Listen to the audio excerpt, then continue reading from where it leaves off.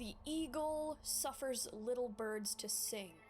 A line from Shakespeare's Titus Andronicus that eerily suits the NUSA president, Rosalind Meyers. Rosalind is most notably the third president of the NUSA. She's a politician, a corpo, and from these few facts alone, it is very easy to look at her manipulative and power-hungry actions.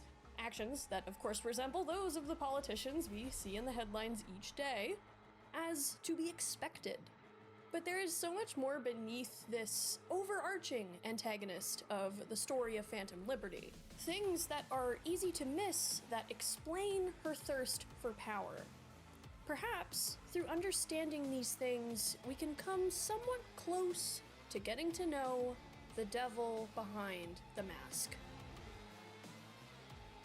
Hello, my name is Liddy, and welcome to Shaped by Stories, where we unpack how characters shape stories, and how those stories shape us.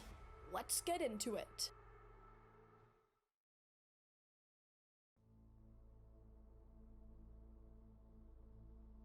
This video is about Rosalind Meyers, but there is another character that we have to talk about, I think, to really understand the shoulders that she stands on, or, perhaps, rather the shadow she stands in.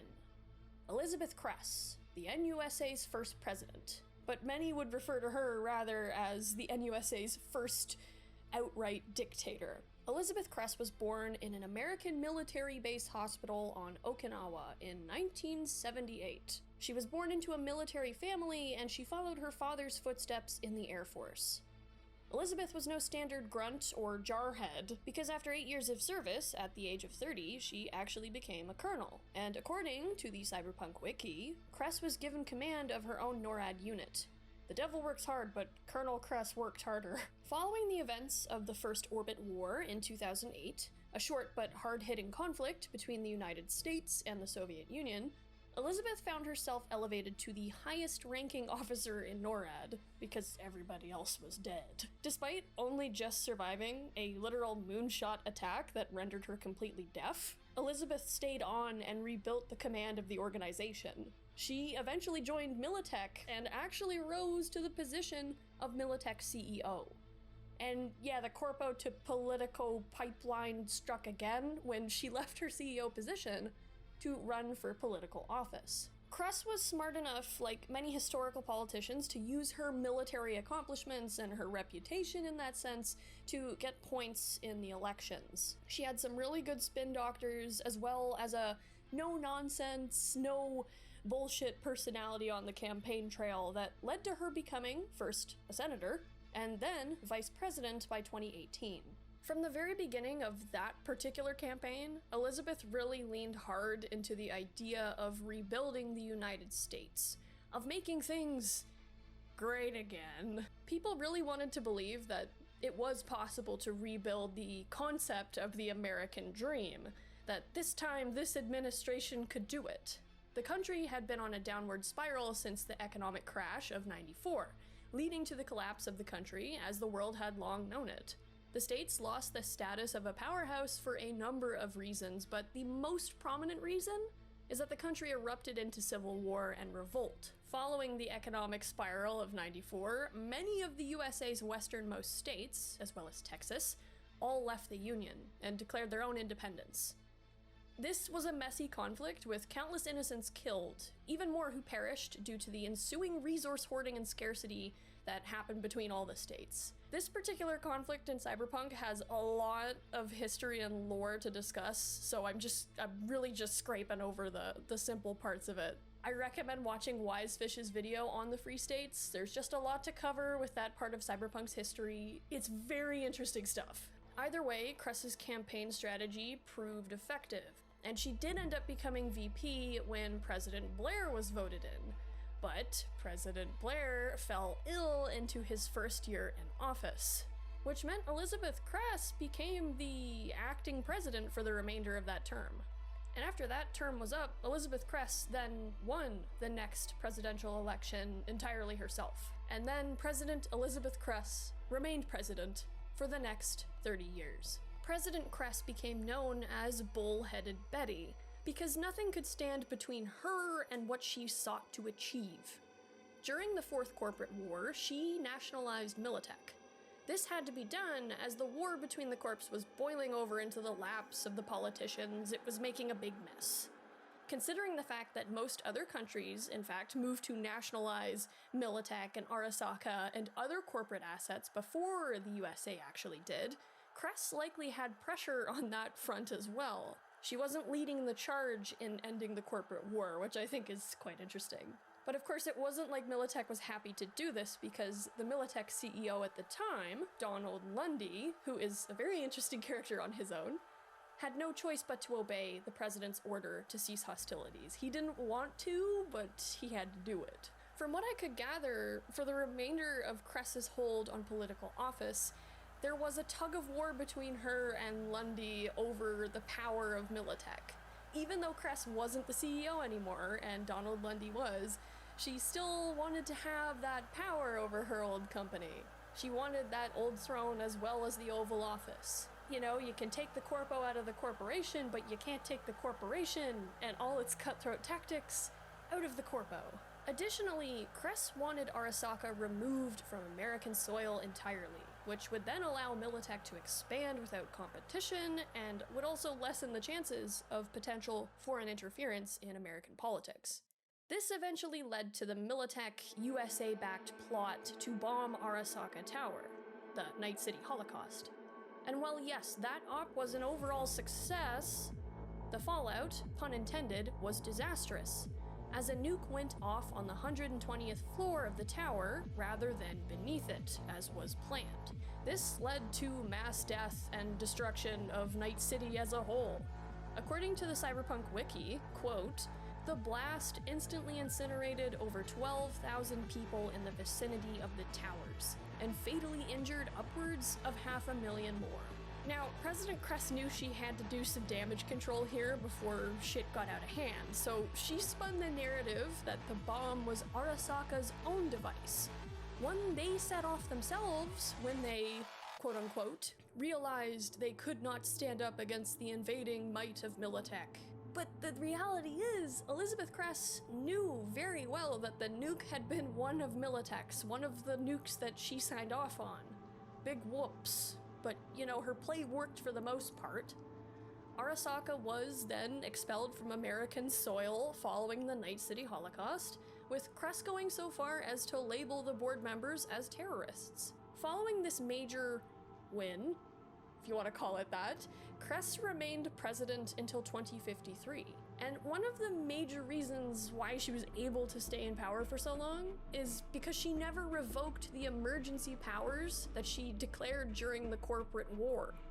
She would often justify her grip on power with the line of, quote, "There wouldn't be any new national elections until a treaty was signed with the Free States," end quote. And as we know, many of the Free States still remain separate from the NUSA by 2077, especially the Republic of Texas.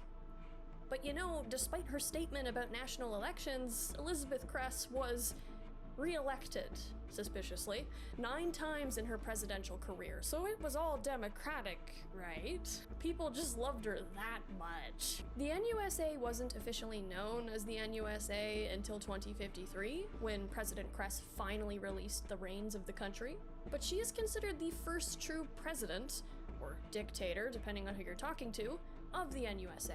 She was decently liked by many of her people, sure, as she had a very, as outlined in Cyberpunk Red, honest, fair, and tough nature. But on the flip side, people did see her as power-hungry, as corrupt, not just because of her strong ties to Militech. For those who hated the corpse, she was just another oppressor. To the Free States, she was a warmonger, or at least a potential one. And though Crest never got to have her big unifying American dream come to fruition, she laid the groundwork for a very similar woman who would try her best to give it a shot. As of the 2060s, Elizabeth Crest is alive and well, and it wouldn't shock me to hear that she, by 2077, doesn't look a day over 65, despite the fact that she'd be 99 years old. And one has to wonder, just what she thinks of the NUSA's third president, and the first woman to follow her own footsteps in the role, Rosalind Meyers.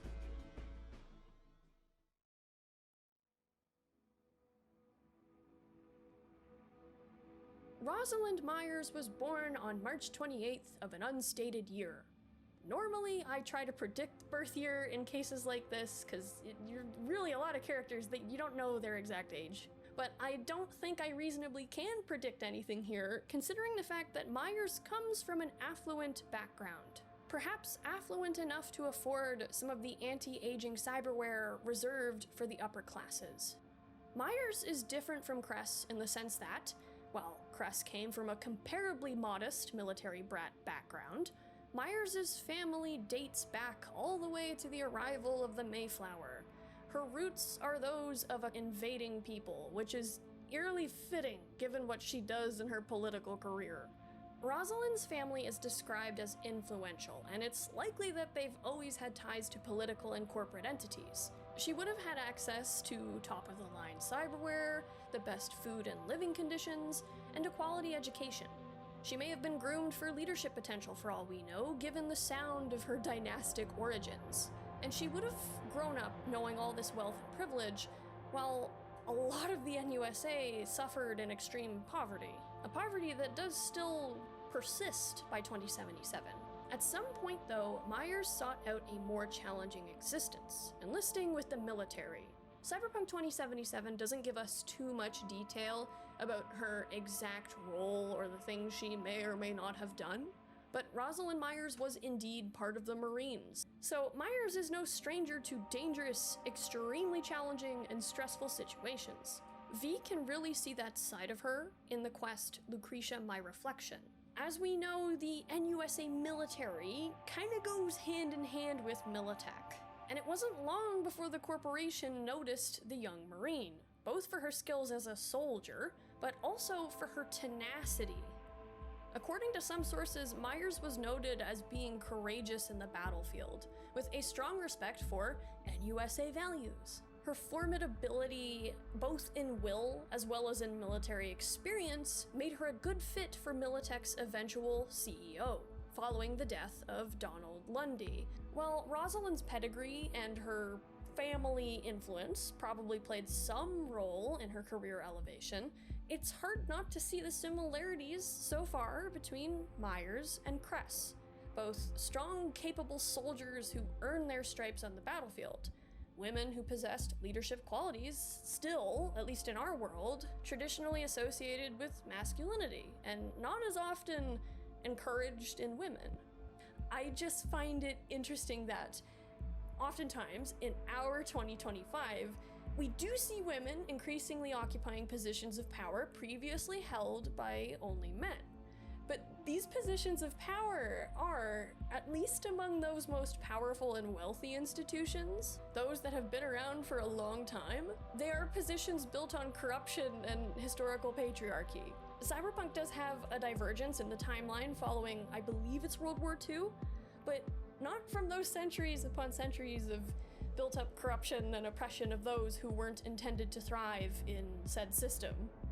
I bring it up because it does add a new layer to Meyers and Crest, at least for me. Like, yeah, on one hand, I would love to see a lady prime minister actually get elected in a full-blown election. Not just a party leadership run midterm, not that I don't count Kim Campbell as a prime minister.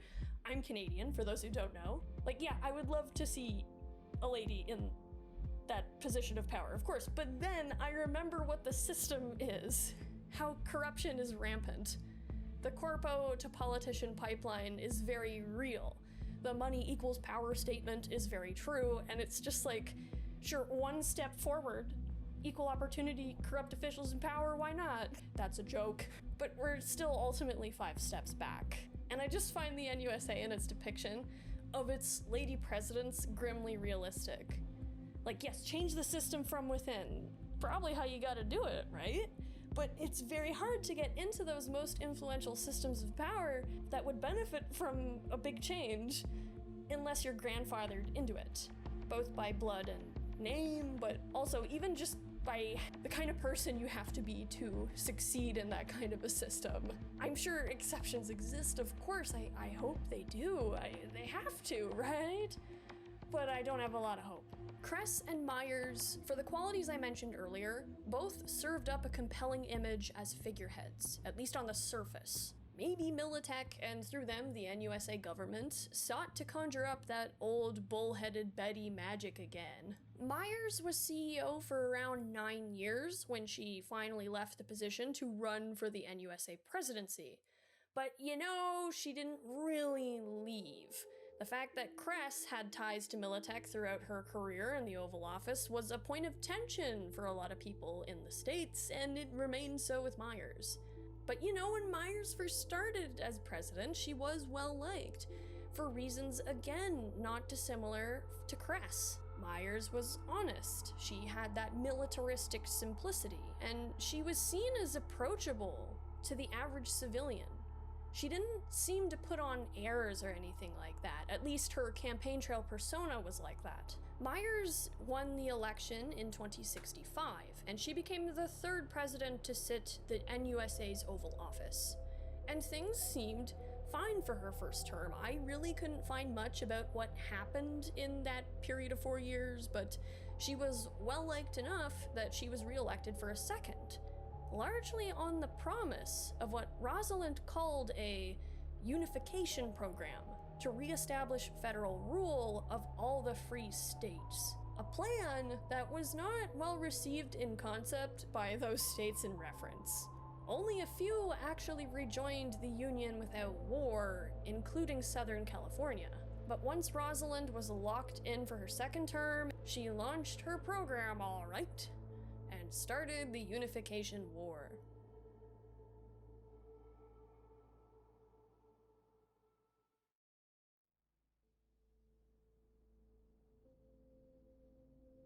Rosalind ordered NUSA forces to move into those closest free states, a number of which surrendered within days and rejoined the Union. Other states weren't so easy, but in the war's short runtime of a year, NUSA forces managed to gain a foothold in most of the free states.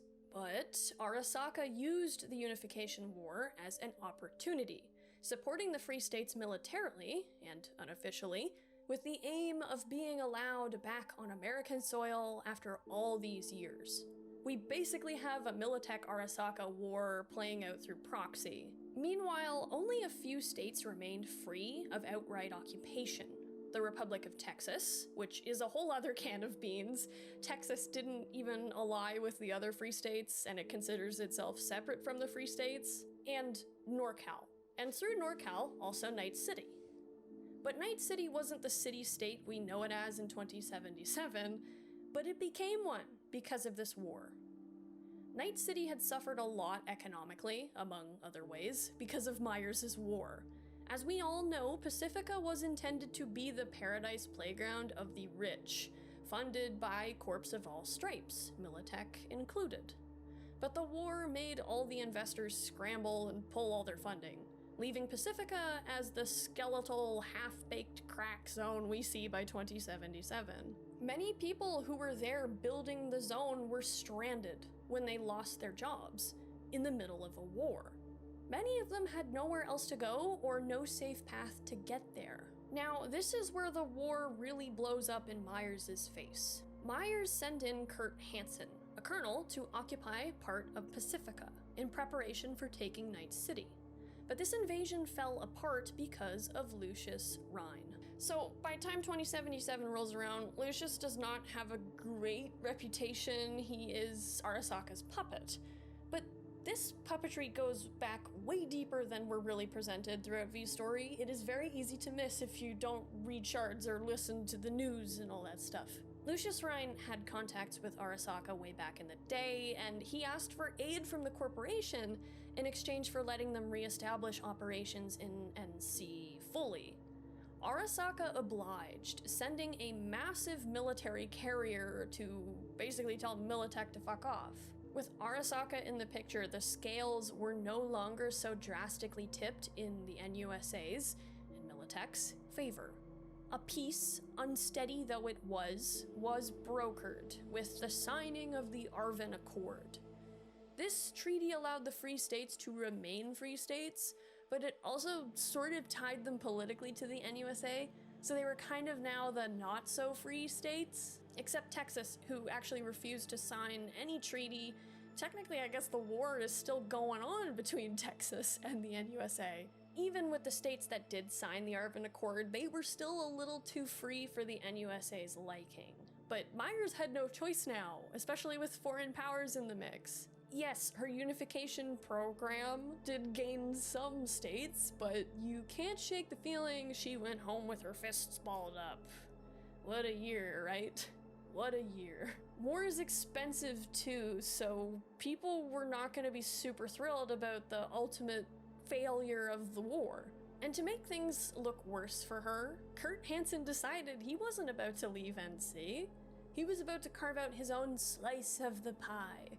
Kurt went rogue and he took a chunk of Pacifica for himself, creating Dogtown as we know it during the events of Phantom Liberty. Kurt became quite the powerful figure in his own right, a thorn in Meyers' side that she just couldn't remove.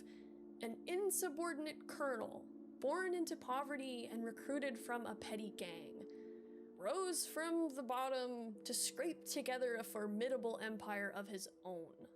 Something Rosalind had, overall, failed to do herself.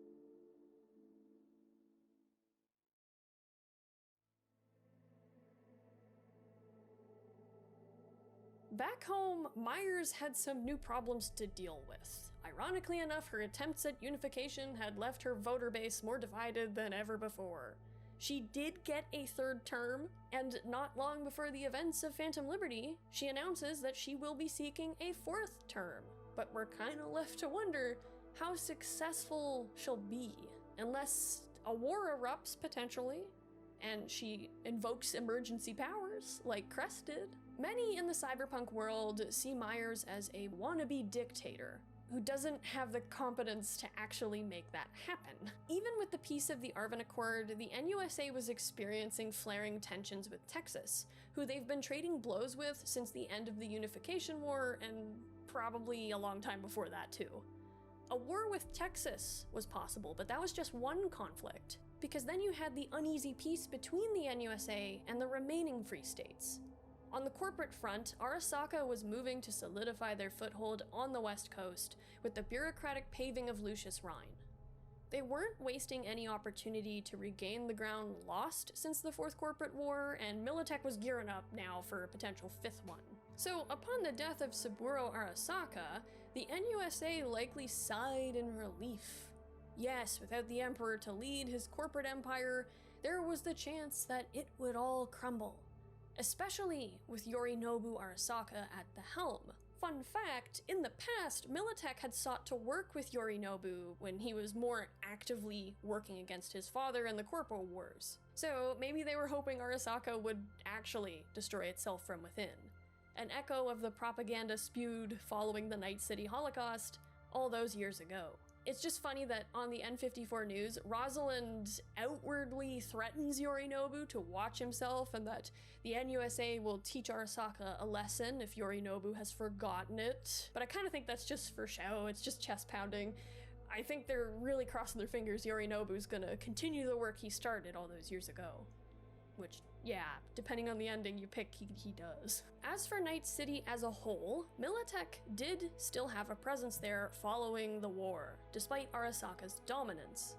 Speaking of NC, there was still the matter of Kurt Hansen. 7 years since the end of the war, Hansen's grip on Dogtown was like iron. The NCPD didn't even bother with the area, and they weren't allowed into Dogtown. There's also Hansen's dealings with the NCPD commissioner, but that's another rabbit hole. Kurt Hansen's ramshackle army gang, Barguest, called the shots within his district and even posed a threat to the variety of gangs beyond the walls. Hansen's power extended far beyond that even to space. Around the world, he was a top-grade supplier of illegal weaponry, military-grade vehicles, you name it. Barguest and Hansen were known around the world to the rich and the powerful. And even Meyers, at times, at least according to Kurt Hansen, gave him a shout when she needed something. Or at least that's what Hansen can say to V when V and Alex assumed their Cassell twin disguise. Imagine that, like a lowly colonel with no background, now being called for help by the upper crust president of the country whose poverty he'd once survived in that has likely been made worse by Meyers' failed campaign. I genuinely think, though, that Kurt Hansen's successes really wounded Meyers' pride in the face of her failures. But nothing perhaps got under her skin more than Hansen's boldest move yet. Cue Phantom Liberty.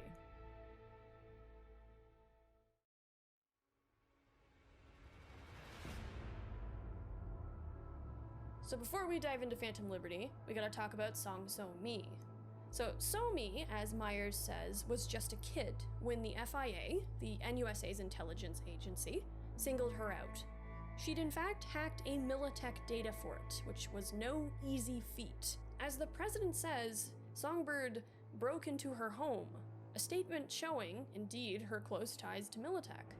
Although some sources believe Meyers actually uses the FIA to counter inside threats bubbling up in Militech to help her maintain power, so maybe Militech is not as close to home as she'd like. Initially, the FIA was going to flatline Songbird, remove the threat that this teenage netrunner posed, but at the urging of Solomon Reed, the FIA's most capable agent, Songbird was recruited.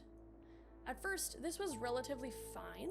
Reed was there to look out for Songbird, or at least to make her feel like he was. He and the operatives he managed shared a close bond, and Songbird swore an oath to Meyers, the oath that all FIA agents typically swear when they become an official agent. We're gonna talk about the contents of that oath a little more in a bit, but point is, Meyers, with the urging of that oath, with her eventually presenting Songbird that medal. From what we can see in Songbird's memories, the president was really keeping up this image of a strong, good, inspiring leader who could speak casually with the people under her in command. There's many faces that Meyers wears that she switches to when she needs to, and a more soldierish, casual persona where she demonstrates a degree of care for So-mi is the one she tends to use around her and even with V. But as we all know, actions speak louder than words. Songbird was one of the FIA agents assigned to Night City during the Unification War. She was there with Reed, Alex, and a number of unnamed operatives. But when the Arvin Accord was signed and the war was over, it was high time the agents pulled out. Reed made it a point to get as many surviving operatives out of NC before he himself left. But Meyers was brokering another deal under the table. From their few interactions and the things that we can hear from both characters, Rosalind Meyers used to be very friendly with Solomon Reed. There was a trust between them, a camaraderie. Reed himself was loyal to a fault to the NUSA and, assumably, its president. But for Rosalind, her loyalty to him had a price tag. She could be bought. Arasaka knew of Reed and his work against the corporation throughout the war. In order to end the hostilities between them and Militech, they demanded Meyers hand him over for all the blows his cell had done to the Corp. And she did, to help end the war, to keep Arasaka satisfied. And she got Songbird to be the one to facilitate the exchange. As far as Reed knew, he was finally going home. So-mi had stayed behind in their base beneath the Moth and gotten him access to a train to Southern California, when, in reality, she was there to lock him in the train car while Arasaka killed him. Solomon, against the odds, survived that attack, though the NUSA did declare him dead and kept him on as a sleeper agent. They weren't about to waste the unexpected survival of one of their best operatives. Out of his whole surviving team, only Songbird knew he still lived, but that he knew that she had been the one to pull that trigger on him in the way she did likely shattered her just as much as it did Reed. And you can see So-mi in the Phantom Liberty trailer the moment she damns her mentor. You can see how she hesitates, the pain of what she's about to do, And you can see how Reed barely has time to register it himself before he is brutally attacked. In 2077, Reed still doesn't blame Songbird, but he blames Myers. Even if he tries to mask that blame behind a very thin kind of acceptance that it was part of his job. Like, it is already fucked up that you betray a friend, a guy who was a diehard loyalist to your cause, who did have at least some degree of personal trust and belief in you, but to make his protege, someone he kind of treats a bit like a daughter in a lot of ways, be the one to kill him? Like, no, Songbird didn't hold the gun that shot him, she didn't beat the shit out of him herself, but she opened those doors and left him to die, because Myers ordered her to. Like, that's fucked. Somi was never a loyalist to the NUSA, she kind of had no choice but to join. Her giving away that medal that Myers gave to her in a show of pomp and circumstance shows just how little she actually cares for the NUSA and the values that Myers really tries to present as being her deeply held core beliefs. Whereas Solomon kind of clings to that false reality, Songbird never gave a shit and never believed it. She was just born in the NUSA, and if she hadn't joined the FIA, she would have been killed or imprisoned. But that moment where she left Solomon to die, that really kicked off Somi's growing dislike of Rosalind Meyers. It did not foster any positive feelings of trust and appreciation and gratitude and understanding between the president and her most valuable tool. And I say tool because that's exactly what Myers turned Songbird into. That's how Myers sees the people under her command, try as she might to have a rapport with them. With Reed out of the way now, though, there was no one left to protect Somi. Not that I think Reed was really that powerful against Myers' power. From 2070 onwards, Myers had Songbird poking around the Black Wall, as the interest in the AI had not dimmed since the shutdown of Project Cynosure. Somi was kind of the next chapter of that project, largely against her will. Eventually, though, Myers was forcing Somi to not just go beyond the Black Wall, but to harness it the way Cynosure had initially sought to do. This required increasingly heavy cyberware modifications to the point that Songbird's whole body is chrome. Songbird's design itself is a gut punch, especially when you first meet her in person as V, because yes, on seeing her from the front, she looks like a normal netrunner. But when she turns around, you see what has been done to her. It's body horror, it's a stab in the back, except instead of a stab, it's been a full body switch up. When you compare the way she looks then with the punk rocker netrunner girl that she conjures in V's mind, what she used to look like, it's just daunting and depressing and terrifying. Myers didn't care about Somi as a person, about how much of a toll this was all taking on her sanity, her humanity, and her health. I do think Myers always viewed her and Reed and Alex, like everyone else, as tools. But only now with Reed gone, with her true ruthlessness unmasked to Somi, could that really show outwardly. Songbird became a weapon of unprecedented mass destruction.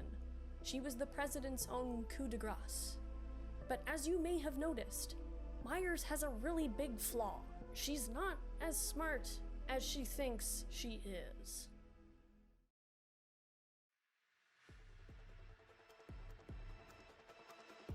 President Myers sits in Space Force One with her cup of coffee and her brief in front of her. She's flying over Southern California with Song So-mi, the stars upon the horizon. She offers her distracted operative a sleeping pill. At least I think it's a sleeping pill. When Space Force One is hit, someone's fired a rocket and that ship's been hacked. They're being redirected to Night City airspace and they're going down fast. So-mi gets in contact with V, the mercenary, through the relic, and offers the merc life-saving help in return for safeguarding the president's life from whoever shot them down. But of course, as we find out later, this was entirely a ploy by Songbird and Kurt Hansen working together in a really weird alliance that ultimately blows up in everybody's faces, but that is for another video. As Space Force One plummets towards the Earth, Rosalind tries to remain calm. She tidies up her papers obsessively. She tries to exert control over whatever little thing she can. So Mi gets her to a safe room before fleeing in an escape pod herself. V eventually finds the president, and she shows right away that she's no slob. If you don't have a high enough body skill, or if you're just not quick enough, the president will disable V pretty quick. For all the things Myers is, many of those things are not nice. She is a highly skilled soldier. She can hold her own. But there is a computer on Space Force One with some enlightening emails that present some interesting questions. We see some unsurprising correspondence regarding her security, threat analysis of Texas and other threats, etc., etc. But there's an email regarding the Konpeki Plaza heist. Clearly, the FIA has been monitoring the situation from behind the scenes. But who the agent is writing this email, no one knows. Maybe T-Bug? Yeah, I do wonder if she was a Militech operative, or if she's even dead. I get into that in my video on her, but a big reason why is because of this mystery informant mentioned in this email. Informant 01257. And as a number of Redditors have pointed out, O plus the 12th letter of the alphabet, then the 5th, then the 7th, spells Oleg. And Oleg Darkovich is Dexter Deshawn's bodyguard who vanishes after V is killed. We find Dex's body, but I don't think anybody has ever found Oleg Darkovich's. It's very interesting, right? Myers says on the news following Saburo's death that the NUSA had nothing to do with it, but it makes you kinda wonder if they knew some things or if they had a hand in something. Konpeki Plaza was a Militech op. There, I said it. V is a Militech experimental AI-powered super soldier called the ARS-05, the setup of which is presented to us in the novel Cyberpunk 2077, no coincidence. Anyway, throughout V's mission with Myers, trying to get her to a safe house on Elizabeth Crest Street, it's not hard to kinda like Myers. At least on your first playthrough, if you have no prior knowledge of her presidential record. As far as first impressions go, she was quite cool. She felt very easy to know. Like, it did feel like she had your back, considering all those times she helped V out of danger, or up off the ground when V was injured. She gave off a no man left behind kind of vibe, and she can take a hit without complaint, she can return fire like it's no problem. This shit that she says to the Bargas soldiers in combat is kind of funny. She also opens up to V in a way that makes her seem sympathetic, with how she mourns the crew of Space Force One, how she blames herself, how she seems to be unsatisfied with her presidential life, the sleeping pills, the non-stop briefs. She's really good at building that personal bond in a short period of time, and you can understand why people decided to vote for her after seeing this side of her. She also has that demonstration of trust towards V, with the removal of that tracker near that artery. She thanks V when V talks about the relic more openly with her. Like, yes, the tracker does have to be removed by someone, but I think she also knows she can use that to build trust and loyalty between her and this merc that she literally just met. I really got, here's my Star Trek Voyager thing, I really got Captain Janeway vibes from her, especially the first playthrough, both from how she carried herself, this persona she was donning, and from how she looks. She has that similar hairstyle to Janeway, even a similar kind of face, too, to Kate Mulgrew. Even her voice has that commanding edge to it. Janeway is of course different. She's a scientist, I think, if my memory is serving correct, not a soldier. But yeah, there's just a very similar vibe. But with Janeway, it feels genuine.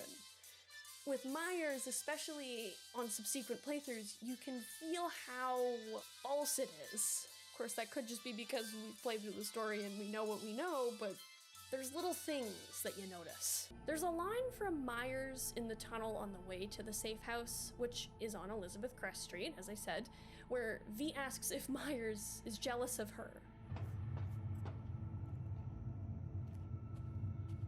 Elizabeth Crest Street. Bullheaded Betty, that's what we called her. Re-elected 9 times. Believe it? She must have had her ass welded to that seat. Funny how she has her own street in Night City of all places. That jealousy I'm detecting? Please. Jealous of what? And yeah, sure, she brushes it off, but I do think she is very envious of Crest. of Crest's power, of her reign, her accomplishments. The building itself is a tall building, and we don't even get to the top of it. High up in it as Myers might be, the shadow of that building on Elizabeth Crest Street is still taller. I think Myers is chomping at the bit to have her fame, that recognition and power that her predecessor had, to exceed it. But try as Militech might, try as the NUSA might, Myers is not Crest. Her messy second term could very well be a symptom of her impatience in that regard, to try and prove herself, to try and grasp for that power. That's not to say that Crest was a perfect leader or that she had a perfect reputation or anything. She very well could be an even shittier person than Myers, which wouldn't be shocking at all. But the thing with Elizabeth Crest is that she was able to hold on to power for 30 years without any, insofar as I can find, super widespread discontent or civil war or rebellions. That says something. Not that she's a great leader, but that she walked the line a little more carefully, a little cleverly. She bided her time. A thing with Crest's life story too is that a lot of the time her advancements in life came after an accident occurred or something happened that elevated her. And you could argue that that's pure coincidence, but maybe Crest was just smart enough and patient enough to wait for the perfect chance to seize an opportunity. She was a lot more cunning. Like, she crawled her way through politics up to VP and only became president when her president died, and she filled in the position and then won the next year in her own election. Even in the military, she skyrocketed on the command ladder when everybody else died. And it's not like she took over that branch of the military herself afterwards. She helped rebuild that high command and then left and went to Militech. Like, I don't know, that difference versus Myers, who jumps into CEO, jumps straight to the presidency, and then jumps right to war. Like, she's really pushing really hard to get what she wants. She doesn't feel as strategic or careful. Even in the major accidents both presidents suffer in their lives, there is a noticeable kind of flipping between the two. And I mean, with Crest in the wartime disaster that gave her the opportunity to show her strength as a leader, Crest was shot in a jeep on Earth from a moon base. That's an insanely lucky outcome. Certainly, it would have been a moment to reckon with one's mortality and potentially reflect on your life. It could have been the big turning point for Crest's life. Who knows? Maybe that moment in her survival is what led her to become a corpo and then a political person, and then who knows? Myers, meanwhile, gets shot from the Earth on her hyper-expensive, fancy presidential spaceship with one of Barghest's rockets, while she's in space, while she's supposed to be above it all. It feels like more of a below-the-belt, maybe humbling or humiliating even experience for her. On one hand, you have this lowly guy from Barghest shooting down the president's space plane, and on the other hand, you have the future president dictator of the NUSA being attacked by an entire European-type union's worth of military. The differences between their two big events is pretty interesting. In the Militech exhibit in Dogtown, we get to hear, without Myers' knowledge, Songbird's own opinions about her president. It was an urban renewal effort, designed to curb Arasaka's growing influence. Militech backed most of the projects. So Militech sank money into Dogtown too. That's not what it was called then, but yes. On paper, urban renewal. Under that cover, military infrastructure development. But abandon all hope of hearing a word of truth. A bright future, with the right financing. But wars scare off investors. Wars don't happen out of the blue. This? No exception. Orders were issued. There's the Rosalind Meyers I know. Never a shadow of accountability. A gilded monument to a certain someone's bloated ego. Takes one to know one. Not a shred of accountability, she says. That's the Rosalind Meyers I know. Yeah, Myers very much avoids the fact that she and her choice to start the war is the reason they stand in the shithole they stand in. It's why Pacifica is the way it is. It's why Kurt Hansen has this empire. She can sort of brush against the fact that, yeah, it's a bit of Militech's fault and my fault, but she can't outright admit that. She's not as honest as she tries to appear to be. Myers' outfit is also very striking.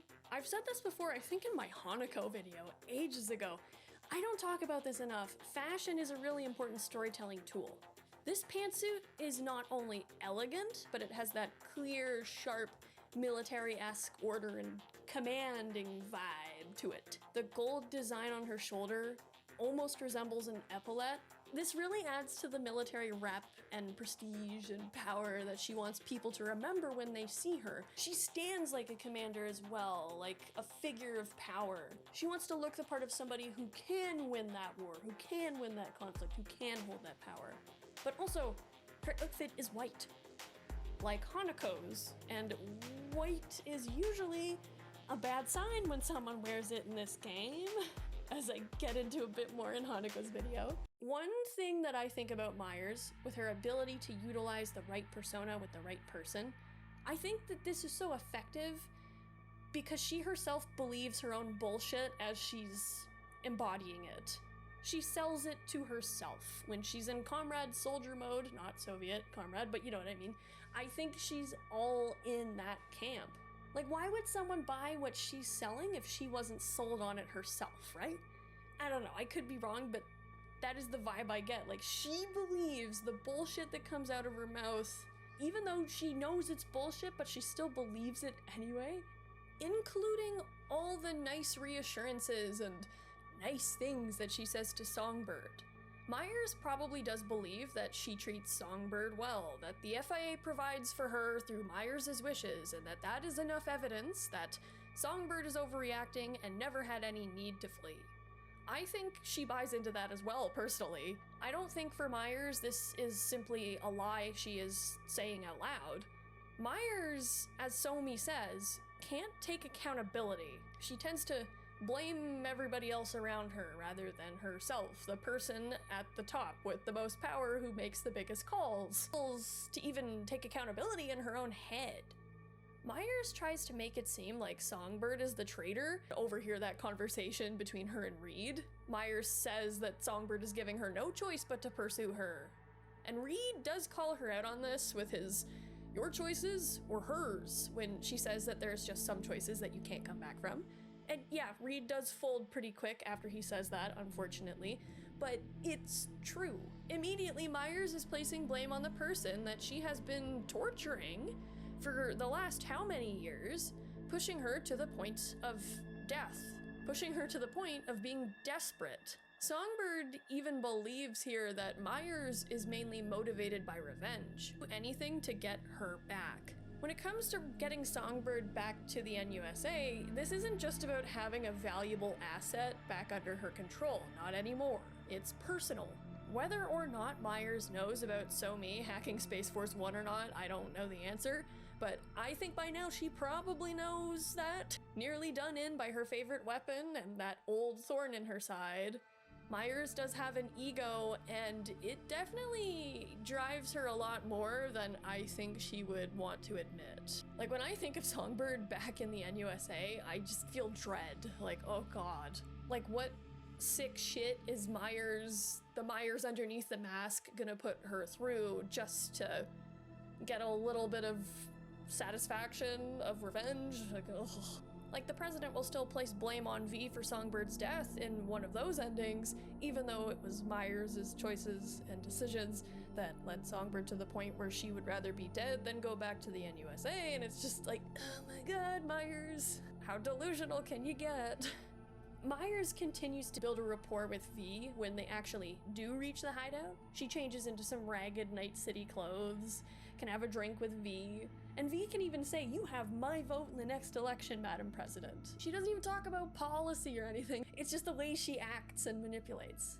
We can see a glimpse, though, of the ruthless person she hides beneath that, when her first thought is to kill Jacob and Taylor when they enter the hideout. Completely coincidentally, it wasn't their fault, they just happened to be there.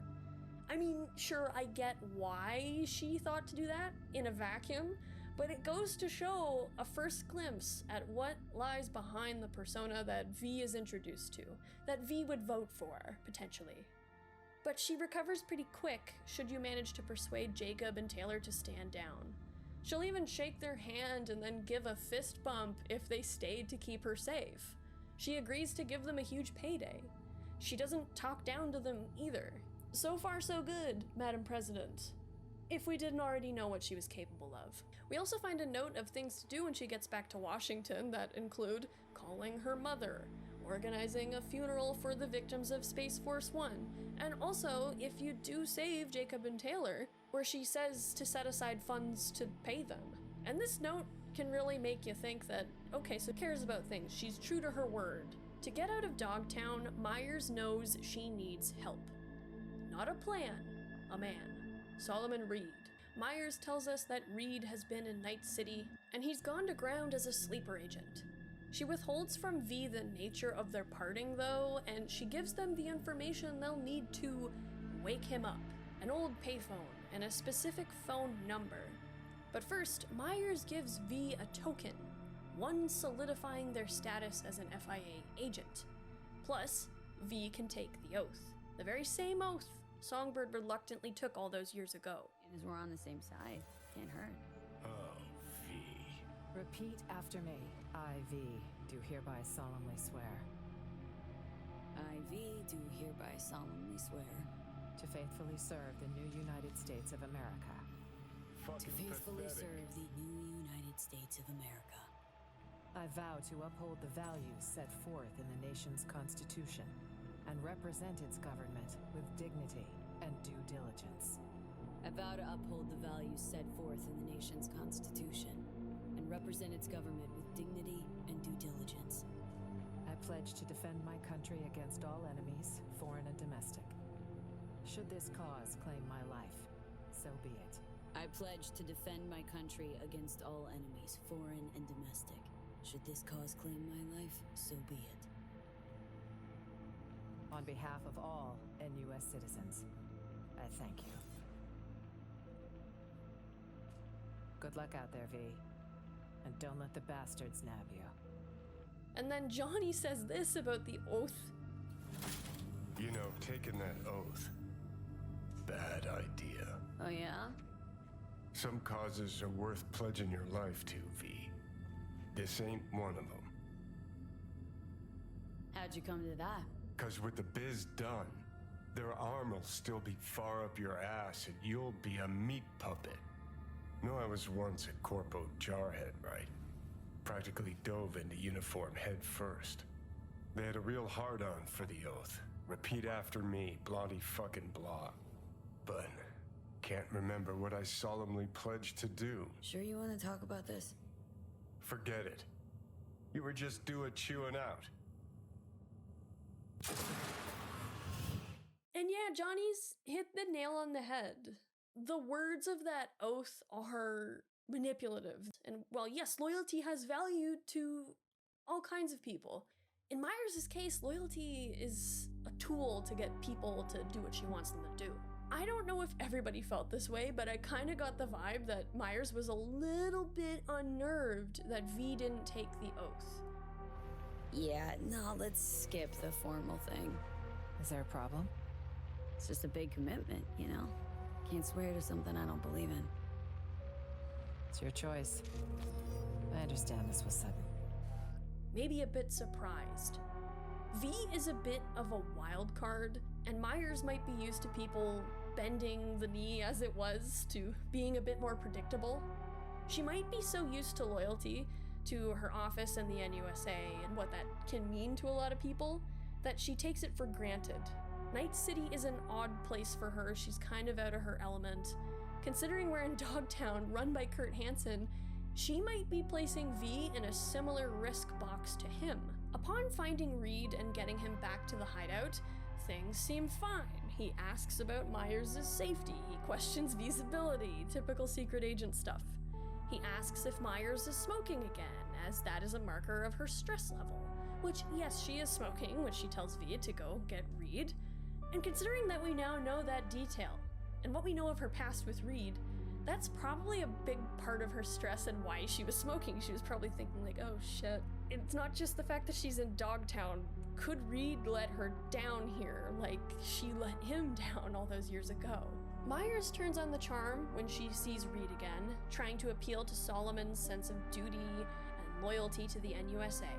She tries to use their old friendship, but that is the weakest angle, and I think she recognizes that really quick. She says what she has to say in regards to the betrayal. The big carrot, though, that she dangles in front of Solomon is so me. Myers knows the kind of loyalty and care that Reed has towards those under his command, especially her. She wants her own safety, and she wants her most powerful weapon secured and back in the safety of the NUSA. Two birds, one stone with Saul, and V can be the muscle who is tied to Songbird. Reed also reveals, though, in this meeting, what Myers did. He views himself as already dead, he says later on, a ghost since that attack. On one hand, Reed says it was part of his job. What Myers did wasn't personal, she had to do it. But you know, Reed as a person never fully trusts Rosalind again. I doubt he really believes her sincerity when she apologizes, after trying to dodge the subject in front of V. Like, if she was really ready to make amends, she wouldn't have hid what she did. She would have said it. You'd think that she would acknowledge the effect that it has on the stakes and everything. I mean, sure, maybe she didn't tell V because she was worried it would make V not trust her, but maybe she was hoping V's presence in that meeting with Solomon would mean that that discussion wouldn't come up. But ultimately, I think to save some face and to protect the system he's loyal to, Reed doesn't get super deep into his own feelings about the president. Now, the scene with Reed and Myers has that unique slatted lighting from the blinds, where Reed stands for most of this conversation in those shadows. Myers kind of goes back and forth between the light on the desk and the shadows where he stands, and on one hand with Reed, I'm thinking of how he sees himself as a ghost. He's not all there, he'll never fully be himself again, he is a broken man or just about to be one. And this could be maybe his last chance at maybe fixing that void, maybe?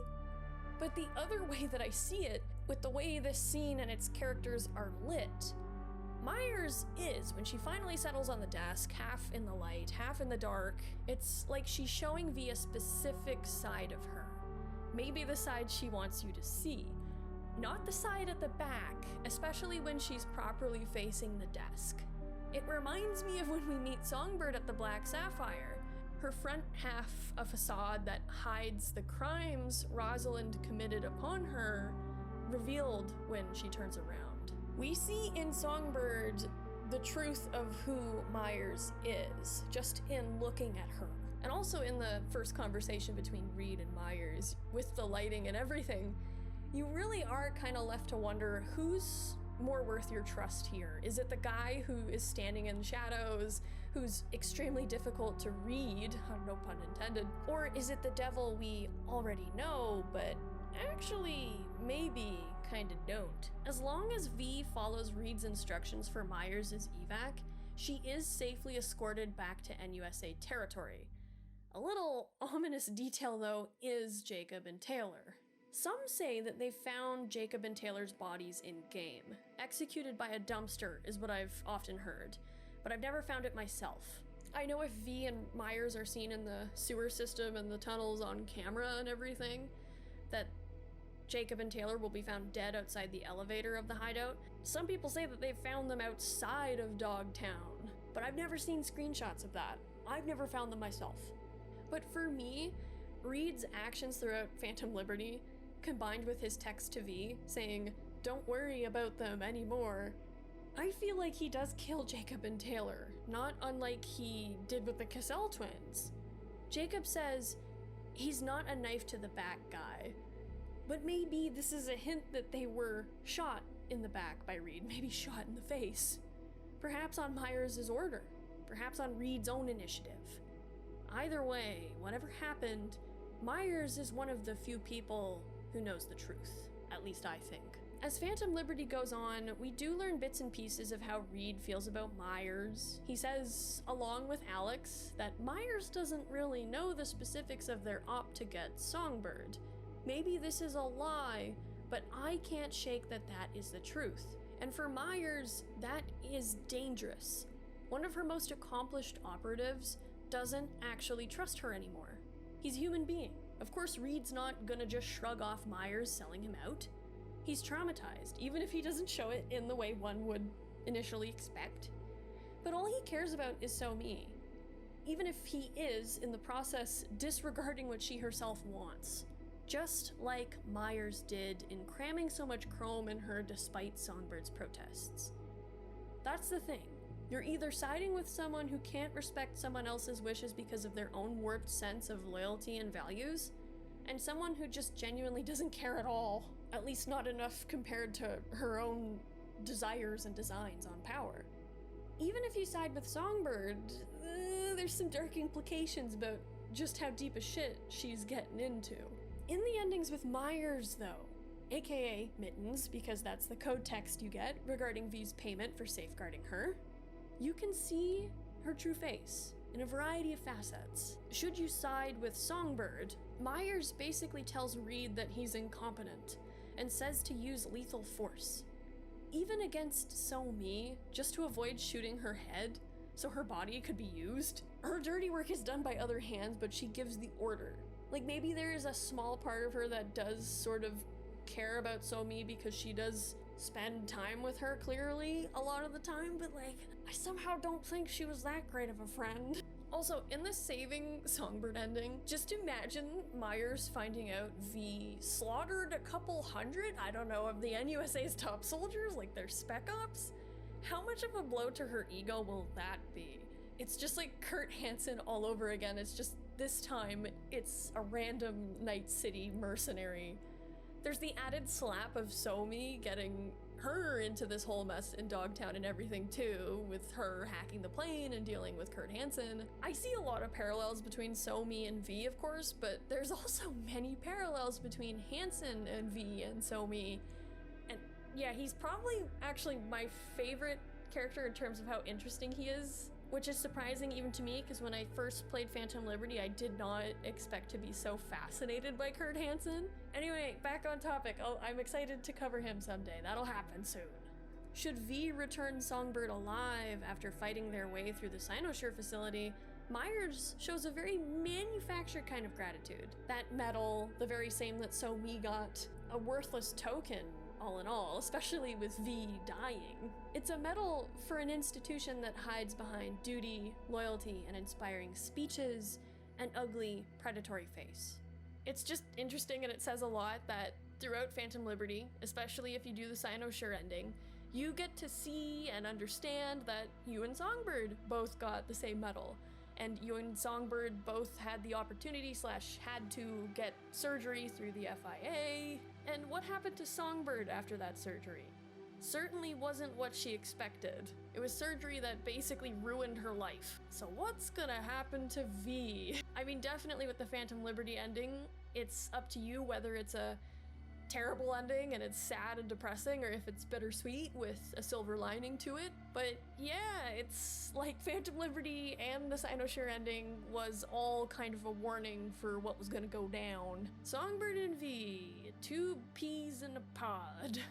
V can even make a remark of, oh, is this the act you're putting on for the cameras? Rosalind says that there's no media is ever gonna know about this, but I think she's just doing this to seal the deal neatly with V. She just wants to be done with it. Sure, she says that maybe they'll be working with V again in the future, but Myers will also say to So-Mi as she lays unconscious on that stretcher, basically almost comatose, those very empty words of comfort to So-Mi.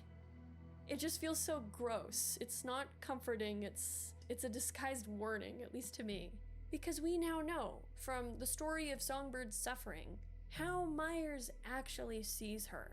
This is a hollow end for V, who, even with the Phantom Liberty ending, gets the short end of the stick. And sure, yes, there's that job offer to work at Langley with Reed, but Reed is also behind a desk now. Reed, who knows exactly the kind of person he is now serving.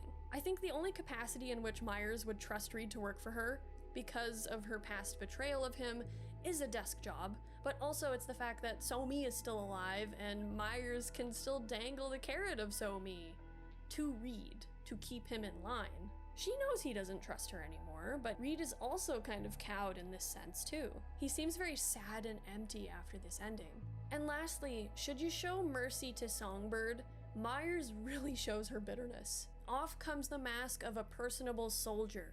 We now see the power-hungry Corpo, pissed off that her net-running nuke, this key to power to victory, is dead. V is nothing.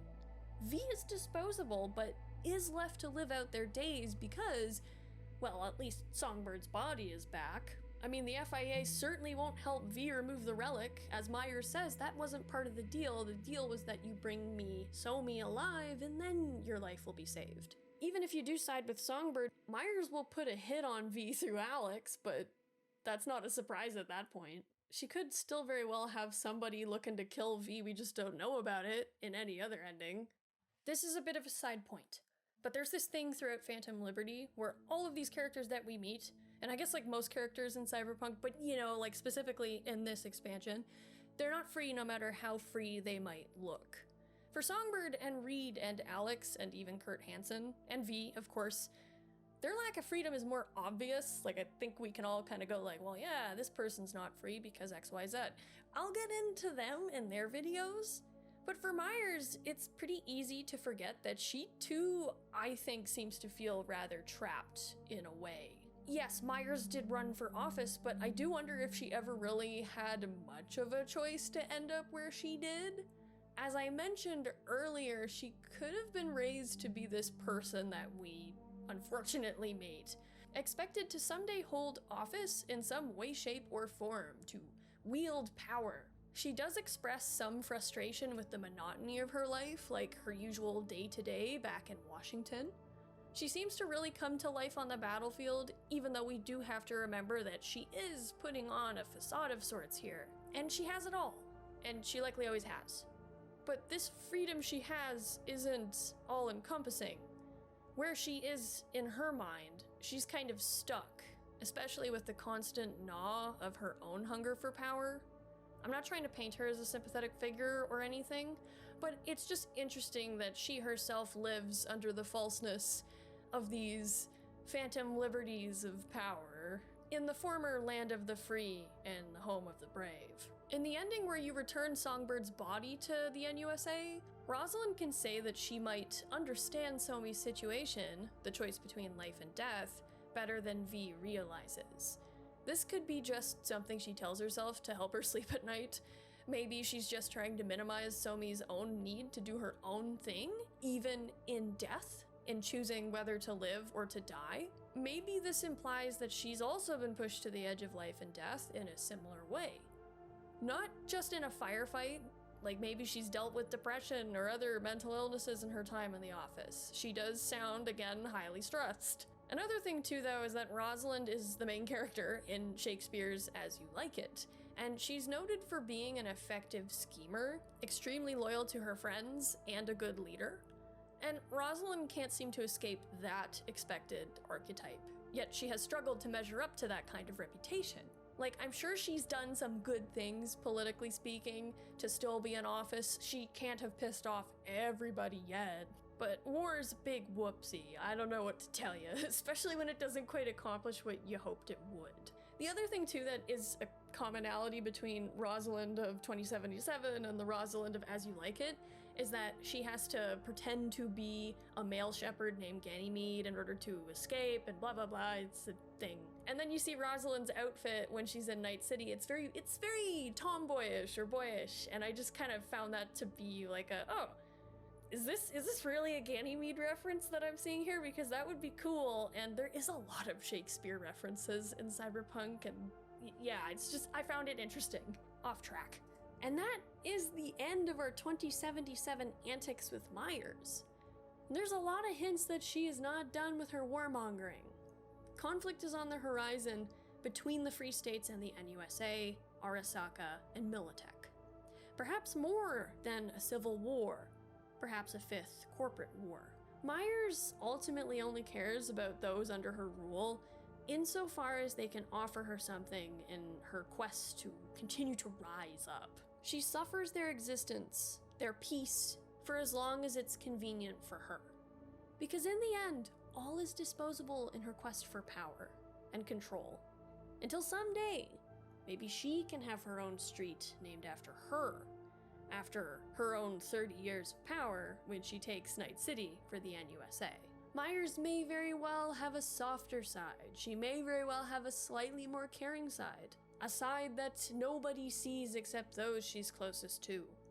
But knowing what she's capable of to people that are of no importance to her, would you really want to see that side of her? Would you even be able to believe in that side of her?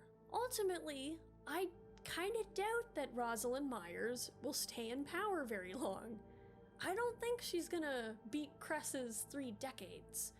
Because all it takes is one bad call for it all to come tumbling down. And Myers has indeed made quite a lot of bad calls. She has enemies in Washington. She has enemies in Militech.